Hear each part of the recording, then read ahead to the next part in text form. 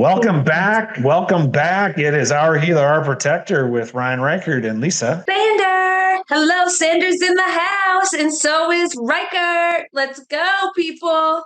It Absolutely. is Happy Tuesday. Tuesday. And it Woohoo! is frozen outside once again here in Minnesota. And we'll talk about Minnesota because I was thinking about this, Lisa, last week or the week before. And, everyone don't want to call us from Minnesota, don't want to be from Minnesota. I just talked to two buddies asking, is it really what it's like? And, it is in that part, that X blocks of town. And we'll leave it at that. And we'll move on today to what we really want to talk about when everything goes to poop. My Basically, gosh, yes. we're going to Everything went to focus. poop. We're going to focus on talking about communication triggers and those teaching or coaching moments that maybe we bypass because we can't really see that moment that is that teaching or coaching moment. And we just need to get the kids to school or move on to the next thing. And we miss that opportunity to really reflect on it and afterwards kind of go, hey, how do we do when everything goes to poop? And I don't know if you want to tee all this stuff up from the last couple of days with the vehicles or, I'll let you go. Yeah, so lights are flashing in the last 24 hours, people. And this is really good for relationships when you are in a relationship and what are your triggers and how you get through this. This is really good teaching moments. So I got a phone call. I just had worked the weekend. I was like, yay, I'm going to have a day of sleeping and resting all day. And then I got the phone call. Grace's car had a flat tire. So her dad dropped her off at my house. I brought her to her school, and then I had to deal with the car for the rest of the day, which I said I would do it. Her dad said he would take the day off later, and I said, no, don't take the day off. I got it. And it was a pain in the butt. And then so as I was dropped Grace off, I called Ryan. I go, Ryan, you're never going to believe this. Grace has a flat tire. And then Ryan, what did you say to me? Well, I'm driving Annabelle to school right now. Her battery is dead in her Jeep. Yes. So we both dealt with cars. And it gets even better, people. So I spent the day off of, I was so happy. Insurance worked for me. I finally got to use the insurance that I've been using since I was 16 years old. And I got a free tow, right, to the place I need to go. And my warranty worked for my tire. The whole day cost $11.82. So happy a warranty. I'm very grateful for that. I'm grateful that State Farm, like I I say free, but I do pay them monthly. Worked for me. And Ryan, you helped your daughter out. We're both grateful that we are home to help them out. It all works out. And then I'm driving the truck around, and all of a sudden my lights flash. Oil pressure. There's an oil light lamp on that looks like you could wish on a genie, and it wasn't working because I was wishing that it would turn off. And then the check engine light came on, and I'm like, what the heck? So it all just kind of went to poop all at one time. So Ryan and I had to talk these situations out. Where we missed was our teaching for our children. Instead of just taking care of it all, my miss of the day was teaching Grace how to call State Farm and get the tow, which she needed to get to school, but going forward, I want to teach her to make those phone calls. I want her to know what it feels like to sit around all day and then going and talking to the tire place. Like those are such important things so our kids can be on their own. And Ryan, your miss opportunity? I did the same thing. I went, dropped her off at school, went home, got all my stuff together to brave the cold, and went to Costco, which they were out of the battery necessary. So I had to go to Batteries Plus, which is fantastic because they put your battery in for you. Well, if you can get the car there. So if I was to reflect on it the same, I would have had Annabelle call USAA for, our insurance to have it towed to Batteries Plus and have them swap the battery, and she could be good to go again. And those are just those things like right now, as we look through it, is the moments. So are we going to have that conversation? I plan on absolutely having a conversation with her here. She's with her mom this week. So, that's where you step in and you save the day, right? Like I wanted to be the protector and save the day. Miss that teaching moment in the moment, but that's okay. We can still have it afterwards and know that, the kids are safe. That's really all that matters. It's not the end of the world to have a flat tire or a dead battery. And it's not the end of the world to be late or miss school, in it all either. So really like a couple of times there where we're just really reflecting on the last, couple of days this week and seeing, where as parents communicating with our children, at least both of them called the right people at the right time to get them to the next place in life that they needed to. Car can sit on the side of the road for a while and not need to get picked up. There's lots of different ways we could have reflected on how to execute it. And we're just wanting to bring that to everybody out there, knowing that it can be a struggle because I know dealing with, your former spouse in this, if you would have had to talk to them instead of the child in that moment, would that be a trigger for you? And this is something we're going to transition here in this because Lisa and I actually had a moment. We had a moment, you guys. So it was A actually really moment of good. triggering. It's actually really, really good to see where certain places we haven't healed ourselves yet, or just old scar tissue. It can go all the way back to childhood, right? Like we always say. And maybe this one didn't go all the way back to childhood. Maybe it did, maybe it didn't. But it certainly was a moment that I had. I'll tee two of them up, I guess. Okay. One, because I don't know what type of learner, whoever you are out there listening or watching us are. Like for me, I'm extremely visual. So if I don't see it, like I cannot triangulate the dots. And so Lisa earlier today might have had to talk to me over the phone while she was doing something on her phone. So I couldn't obviously see it. I guess you probably, if you would have been on FaceTime, the more I think about this, we could have shared screens. Oh, yeah. I didn't think And about that. But see, in the moment there was triggering that was going on yes. and book in some future business things. And someone was booking the hotel, and I'm not part of that account. And so, therefore, I could not align the stars. And the way I would do it, I'm trying to tell her, go to this, touch this button, do that. And obviously, she's probably not on that screen. And all of a sudden, I could tell in the tone of her voice that I had struck a nerve. However, I was asking her to find whatever we were trying to put together. It's awesome because we were communicating our thoughts, and Ryan and I just talked like an hour ago, and I'm like, I had a trigger today. Like we both started talking about how we learn in our communication style, and we're both visual people. We talked through that. If we don't see it or feel it or work on it, it's hard when the other person's on the phone. It's very frustrating. I kind of talk all over the place and I have it in my head what I'm doing. And Ryan's very strategic and logical and probably gets there a lot faster than me. I'll still get there. It just takes me a little bit longer. And we could kind of feel the tension. So it's so important to communicate. But what we learned today is that we're both visual. And even talking about we have some strategic plans about our business. I said, you know what? I think we have to get together. We can't be doing this over the phone because I have to be next to you. I have to see. And he also has to see. So we learned that about each other. Another trigger today was, which I just said in my last episode, I am so content and happy. And I really am.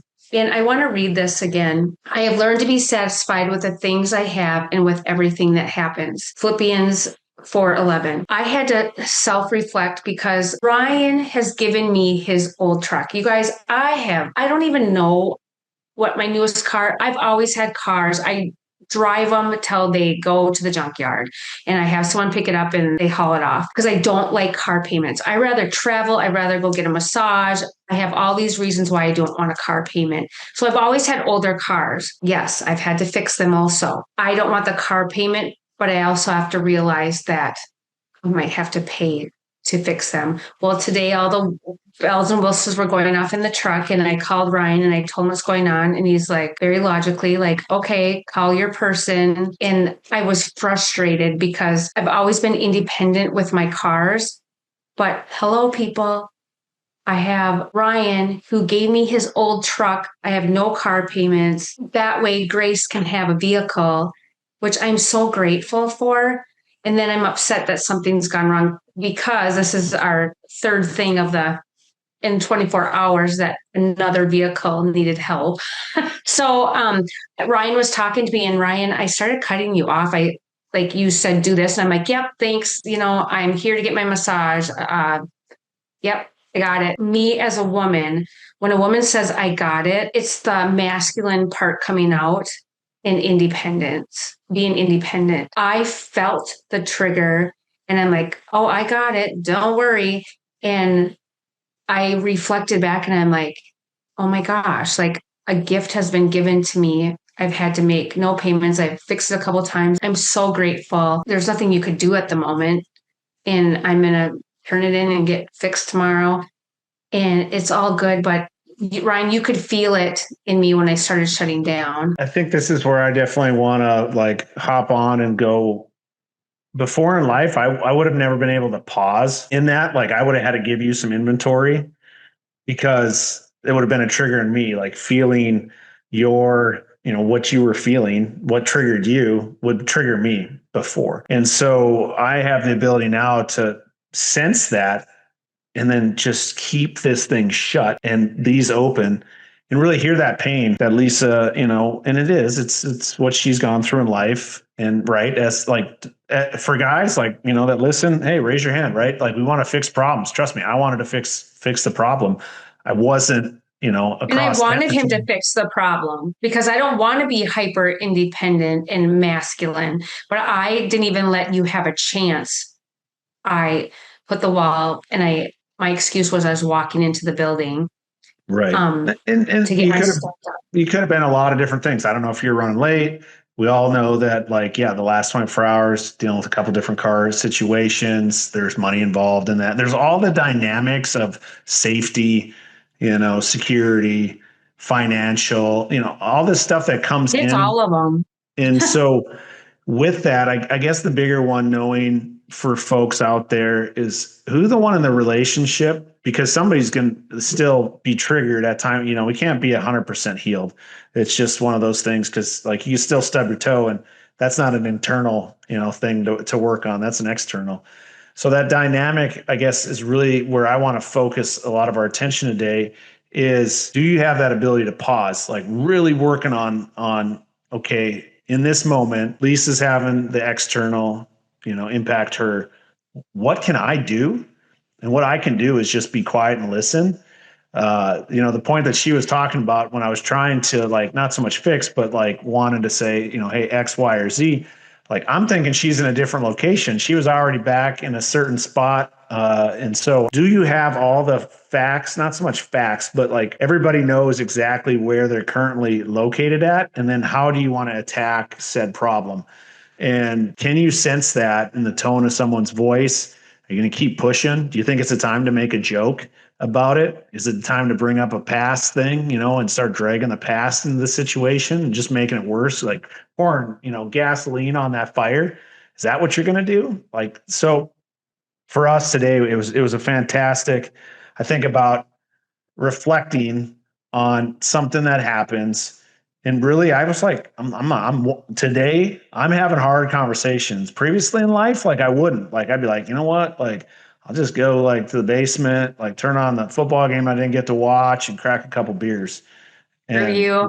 what's that going to solve, right? Yeah. Let's think about this. If you want to stick around for things for the long haul, or if you're in a new haul and Yeah. you're enjoying the relationship that you do have to this point, do you have that ability to want to have those hard conversations? You need to have them today. You can't wait till tomorrow. Tomorrow's too late. Like you need to get in front of it right now and say, hey, I remember earlier today when we were talking and, things got short. We had stuff going on. I was going to a meeting. You were going to an appointment. Can we talk about this? And right there in that dynamic, you'll know like that emotional maturity that you have with that other person in your relationship, that partnership you have, whatever it looks like.